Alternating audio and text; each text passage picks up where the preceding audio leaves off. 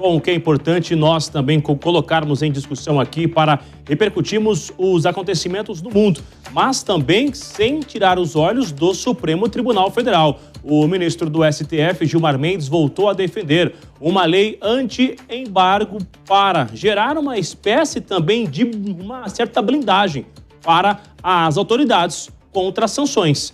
A Janaína Camelo é quem tem as informações ao vivo do Supremo Tribunal Federal. Ótima tarde a você, Janaína. Seria, então, uma lei que o que fosse tomado de decisão nos Estados Unidos não afetaria, então, os ministros do Supremo Tribunal Federal? De que forma isso vai acontecer? Pois é, Bruno, muito boa tarde para você, para todo mundo que está assistindo a gente. É exatamente essa a ideia, para blindar, para proteger autoridades, não só do Supremo, mas autoridades de todos os poderes aqui no Brasil, de sanções de países estrangeiros, né? Então, já mirando aí, por exemplo, o caso dos Estados Unidos contra autoridades aqui, principalmente aos ministros aqui do STF, né? Vários ministros ali tiveram vistos norte-americanos revogados, o próprio ministro Alexandre de Moraes foi o mais penalizado ali com base na lei Magnitsky. Então, o ministro Gilmar Mendes, ele voltou a defender, né, essa lei, seria ali uma lei anti-embargos, segundo ele, que os três poderes estão se debruçando ali nessa proposta, para elaborar essa proposta, e ele disse que seria, então, isso para proteger as autoridades brasileiras, citando ali o próprio caso do ministro Alexandre de Moraes. E aí hoje, Bruno, o ministro Gilmar Mendes, ele está em Portugal, está em Lisboa, e aí ele deu uma declaração para a imprensa, citando novamente esse caso, dizendo que realmente está sendo elaborada essa lei e dizendo o seguinte, com relação às instituições financeiras, porque no caso do ministro Alexandre de Moraes, por exemplo, porque foram aplicadas sanções econômicas a ele, e aí os bancos que atuam aqui no Brasil receberam uma ordem dos Estados Unidos para que essa determinação da Casa Branca fosse cumprida, né? Mas acabou que essas instituições ficaram ali numa saia justa com a justiça brasileira. Então hoje o ministro Gilmar Mendes, ele disse o seguinte, que o entendimento até aqui e que os bancos têm interpretado até então é que as sanções não são extensíveis ou aplicáveis. E aí ele relembrou, inclusive, aquela decisão do ministro Flávio Dino, Bruno, logo depois da aplicação da lei Magnitsky contra o ministro Alexandre de Moraes, em que ele disse que decisões de outros países, de países estrangeiros, não podem ser imediatamente aplicáveis aqui no Brasil. E hoje o ministro Gilmar Mendes deu como exemplo essa própria decisão do ministro Flávio Dino. Então, seria como base ali nessa lei, nessa proposta que está sendo elaborada. Resta saber ainda de onde vai sair essa proposta. Direto do Palácio do Planalto, direto do Congresso Nacional, mas segundo o ministro, a cúpula ali do Congresso, do Planalto, do Executivo, do Legislativo e daqui, juntamente com o Judiciário, estão elaborando essa proposta. Ele aproveitou para dizer também que cabe ao Congresso Nacional a discussão, depois que essa proposta for anunciada, foi elaborada, que cabe, já se adiantou ali, dizendo que cabe ao Congresso Nacional, que lá sim é o ambiente adequado para discutir ali essa proposta de lei anti-embargos a autoridades brasileiras. Bruna, é com você, Bruna e Márcia. Obrigada, Janaína Camelo, pelas informações. Vamos chamar o João Belucci, o nosso comentarista do dia, então, para avaliar isso. João, eu acho que agora a gente percebeu que a situação dos embargos pelos Estados Unidos, né, as taxas, não pegou da forma que a gente esperava que pegaria, né? O comércio em geral, o empresariado, pelo menos a gente ainda não sentiu esse impacto. Uma lei seria mais uma narrativa política que o governo está procurando para realmente sustentar aquela narrativa da soberania? Ou você acredita que, de fato, protege, blinda mais os nossos poderes legislativos, executivos, judiciários? Você tocou no ponto principal, Márcia. Uma nova lei para dar mais garantias ainda para os ministros do Supremo ou demais autoridades me parece um grande excesso, até porque eles já têm dezenas, né, de garantias que os trabalhadores comuns ou outras autoridades mesmo que do funcionalato público não possuem. A grande questão dessas sanções, como você bem mencionou, o Trump fez o tal tarifaço aqui para o Brasil e é uma coisa que é mitigado, né, vai sentindo a longo prazo, até porque as empresas têm estoques, né, já têm acordos fechados, então é uma coisa mais de longo prazo, a tendência é que seja sentido ao longo dos meses.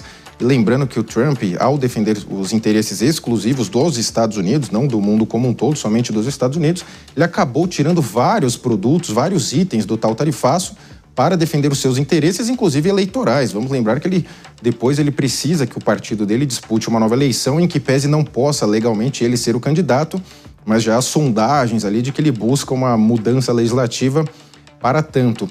O outro ponto é a questão do próprio Gilmar Mendes, ministro do Supremo, a naturalidade com que ele fala sobre a criação de leis, quando o que se espera do juiz é um comportamento mais sóbrio, mais silencioso e não necessariamente vocalizando o tempo inteiro.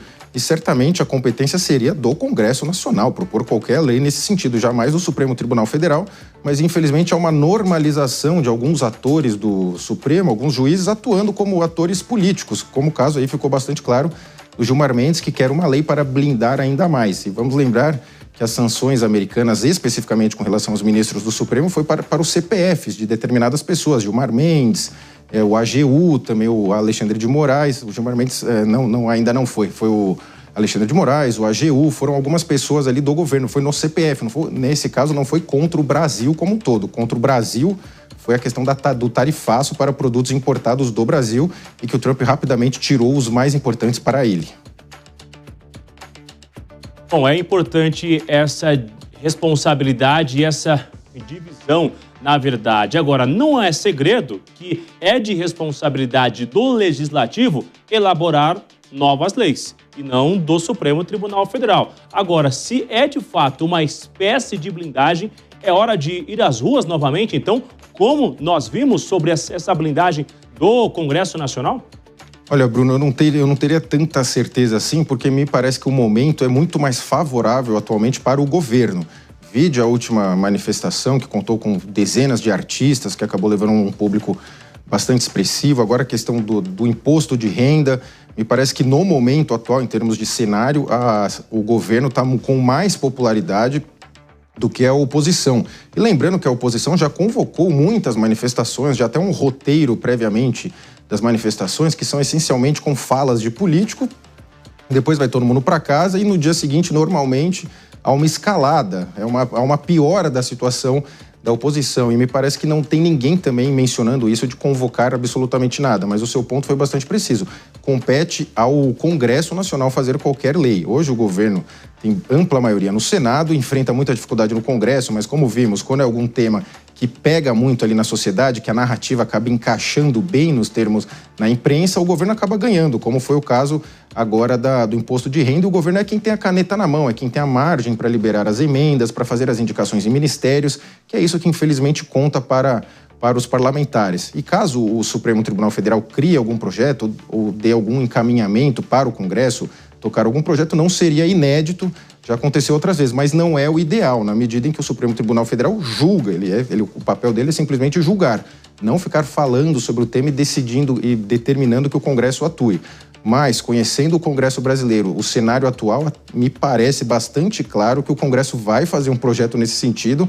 Agora, não sei se será aprovado, porque uma coisa é isentar o imposto de renda para até R$5.000, que é um tema que todo mundo, até por termos de lógica, acha correto. Não faz sentido a pessoa ganhar R$5.000, tem um imposto de renda alto, né? Tem que ser isento mesmo. Agora, uma nova lei para blindar ainda mais os ministros do Supremo, que já tem uma super blindagem. Vamos lembrar, cargo vitalício.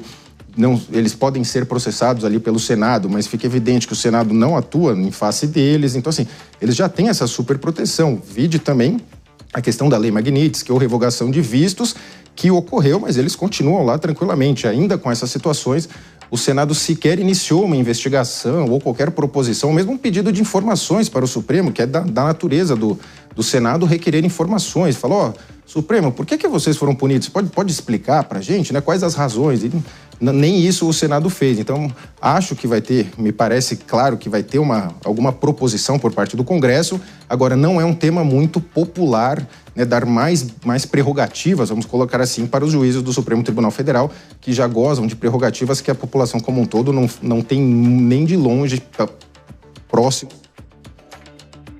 Obrigada, João.